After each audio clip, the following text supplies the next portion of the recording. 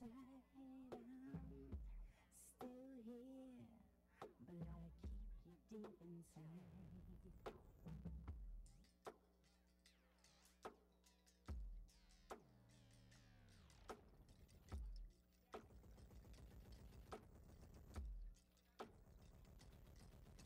My hands across the water, with my 2 feet in the sea. My fear is for my daughters. Will God wash over me? Take our lambs off to the slaughter. Take their lives so perfectly. Like your bricks are filled with mortar. Cast your wisdom to the breeze. The slaughter. Take their lives so perfectly. Like your bricks are filled with mortar. Cast your wisdom to the breeze.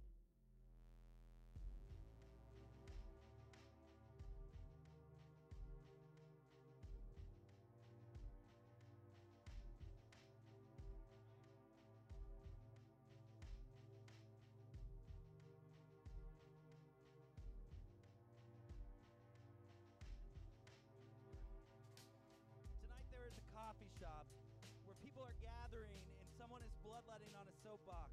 And the people sit in silence, sipping at hot water and herbs. And when it's done, they commune their hands together in rhythmic sound for what the bloodletting on the soapbox. But tonight I'm not there.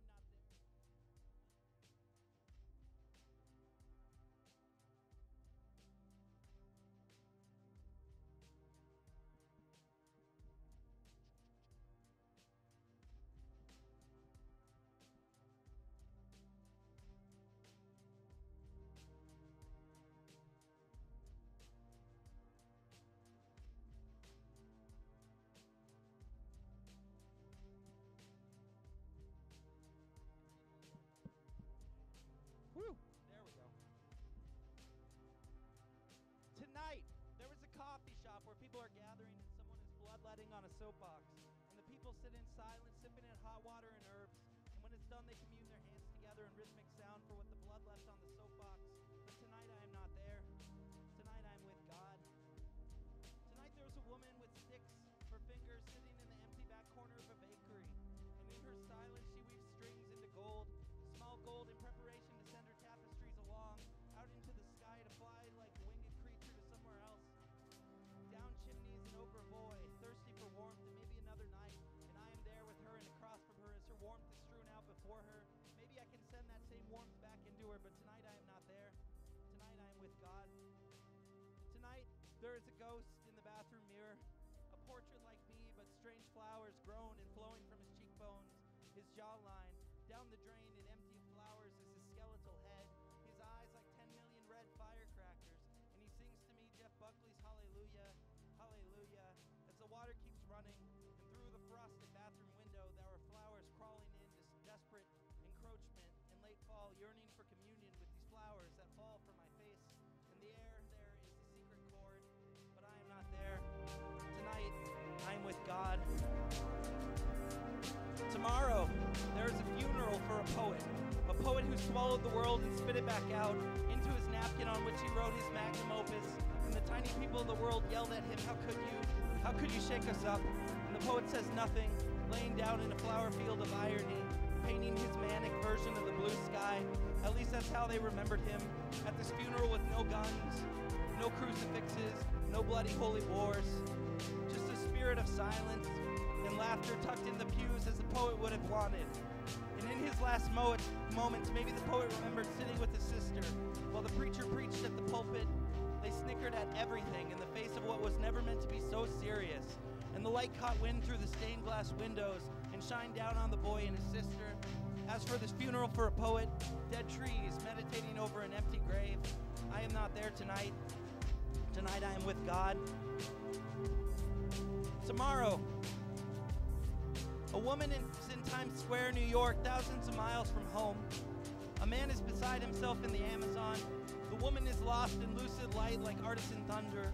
like some new strange beacon trying to call down God or lift him up.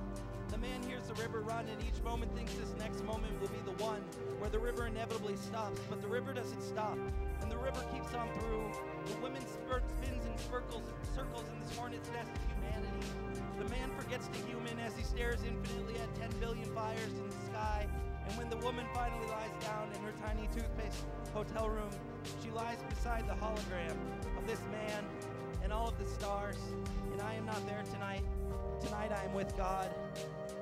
In the west of the west, the devil sets fire to the end of the world. Manic flames dance through brush and trees, tearing apart stories of stories. Picture a house on fire. Now hear the sound. Hear the crackling of a lifetime of framed pictures, notes on napkins, refrigerator magnets, old vinyl records, thrift store knickknacks, the stairs you walked down from prom, the stairs you walked your first lover up to the top of. Picture a tree burning, ring after ring, the opposite of a book, undocumentation, cities falling into the Pacific Ocean, the Great Barrier Reef, dead after millions of years, the smell of old paper in the libraries of Alexandria. If you let it, you can see the way the flames start to dance on the tips of your own fingers, but I won't let it tonight. Tonight I'm with God.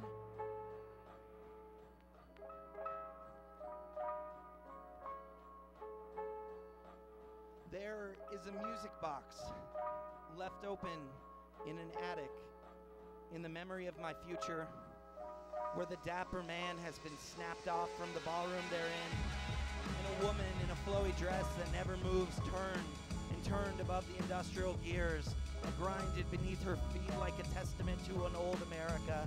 And she dances with the phantom limb, with the breath left on her neck in the absence of her lover. And somewhere in the cracked floors of that attic, the lover has fallen in, and the gears have stopped turning, and the dust comes down like snowfall on a world that is as important as our own. But I am not there. I am the cracked floors of the attic. I am with God. Somewhere out in the white madness of America is a big box store, reaming to the edges with jackals and static. Loud roaring cash registers, blood-boarded in mania, in thick insatiable lust in the pollution of the night, with synthetic human hubris pulled down electric lines slinging children 5,000 feet into the air from the reaches of the sobriety of a single mundane moment. Their soft faces catapulted into serial characters in Space Mountain, credit scores and impending retirement, where they celebrate the slow kill of their own pride of lions. This is every night, where the calendars are marred with Sharpie until each night reads like Black Friday. But tonight, I am not there. Tonight, I am with God.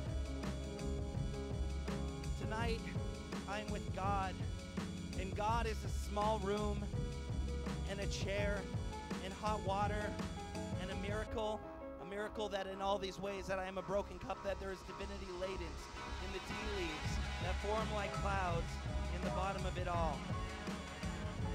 A miracle that in all these ways that I am a broken cup, that there is divinity latent in the tea leaves that form like clouds in the bottom of it all.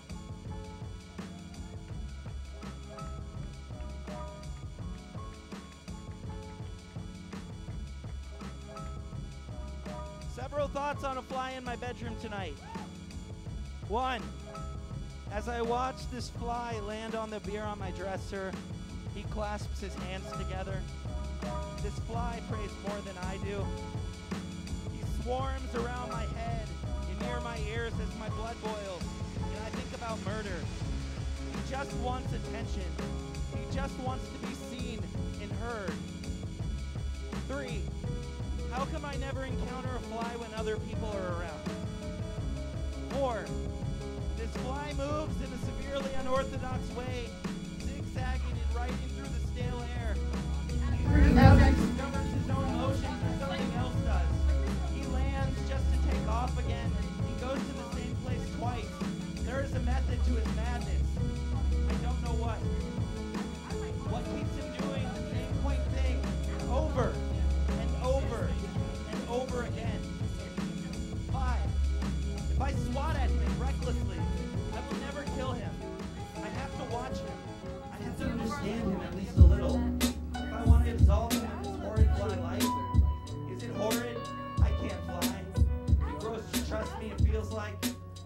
on my bed, then on the fabric of my pajamas, then my knees, then my bare chest. 6. After I killed him, I lifted my pillow, where I found him dead. I picked up his lifeless corpse and his legs moved. Pain. I euthanized him from the suffering I began and set him outside of my window. I'm not cut out for this. Life is so big, and I'm flying desperately in chaotic patterns, landing in the same spots, over and over and over again. Color test. This is a found poem. I took one of those color tests, and this is what came back, and it's pretty accurate, or it was pretty accurate. We'll see. Color test. Displays impatience and agitation. Feels that life has far more to offer, and that there are still important things to be achieved, that life must be experienced to the fullest. As a result, he pursues his objectives with a fierce intensity and will not let go of things.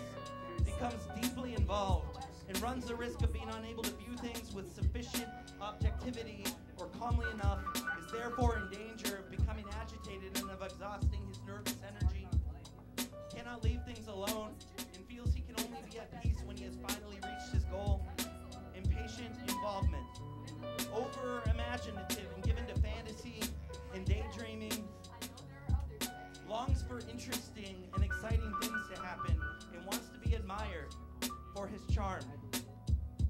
The fear that he may be prevented from achieving the things he wants leads him into a restless search for satisfaction in the pursuit of illusory or meaningless activities. And laying in this place, this oversized coffin, I think almost audibly, I am not a poet. I am just a lazy novelist. I am some American millennial who wants to be some mouseketeer for the B generation. Because damn did they stab society in the gut, and because damn did they ever look cool smoking those cigarettes. Here in this oversized coffin, where I love my cobwebs and the dust that rises from the floorboards when I fall as unsober, as life is sobering against them. I can't quit biting my nails, and I'm far too cheap for anxiety pills, so I guess I'll just put on my little black hat with its little black ears. MICKEYMOUS.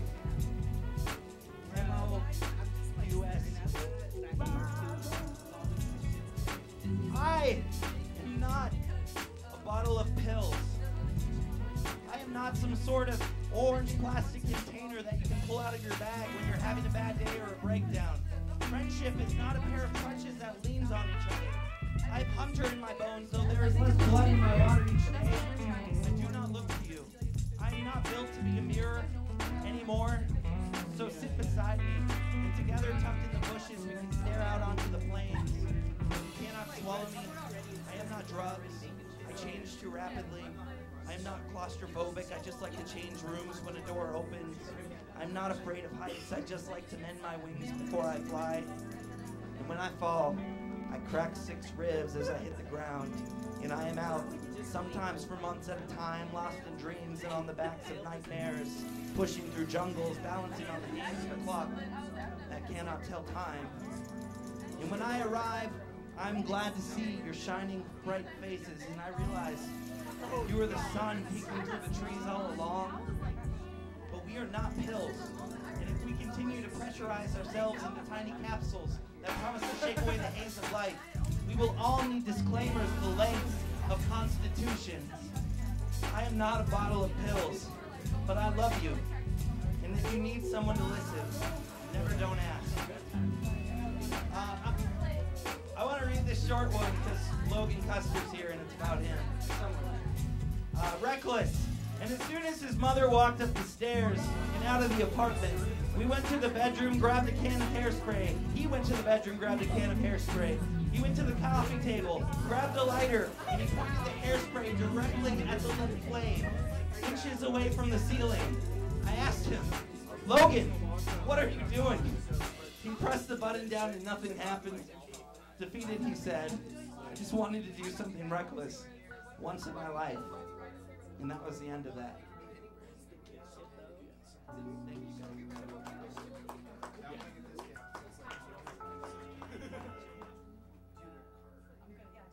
I want to do another kind of fun one. lives. My friend told me that she wears gold bracelets because she believes she was Cleopatra in her past life. Says she has nightmares where she is weeping for the death of Mark Antony, or that she is rolled up in a carpet being smuggled into Caesar's palace. She tells me it's where she gets her fire from. I told her that I suspect in my past life I was Steve Gordman, an overweight mustachioed used car salesman from Duluth, Minnesota in the late 1970s. At times I wake up in the middle of the night and I swear my clothes smell like exhaust fumes and fried chicken. I believe this is where my mediocre selling abilities come from. I mean, that's the thing about past lives. If they're a thing, they're not always going to be winners. Sometimes you're Cleopatra, and sometimes you're Stephen Gordman, used car salesman from Duluth, Minnesota.